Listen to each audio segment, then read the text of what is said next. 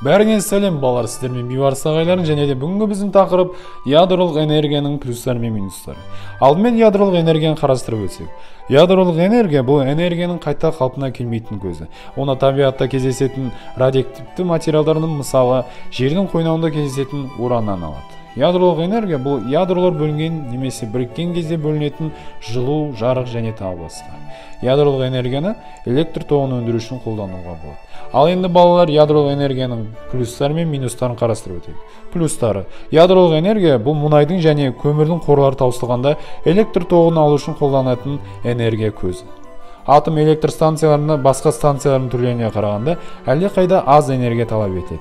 1 тонна ураннан бірнеше миллион баррель мұнайдан немесе бірнеше миллион тонна көмірден алынатын энергиядан көбірек алуға болады. Атом электр станциялары қоршаған ортаны отын ретінде көмірді пайдаланатын электр станцияларға қарағанда аз ластайды.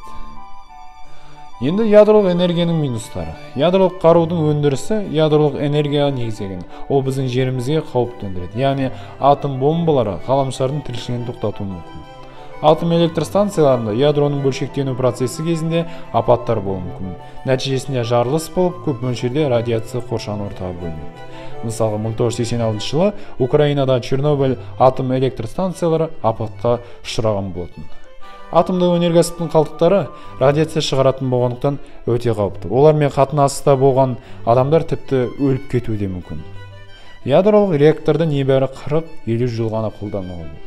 Мінекей балалар, біз ядролық энергияның өзін қарастырдық, оның артықшылықтарын да, кемшіліктерін де байқадық. Бұл энергия бізге керек пе, керек емес пе, бұл туралы қорытындыны комментарияға жазып, өз ойларыңызды біріктірсеңіздер болады. Ал енді сіздермен болған Бейбарыс ағайларым, біздің бүгінгі видеомыз аяқталды. Қош, сау болыңыздар.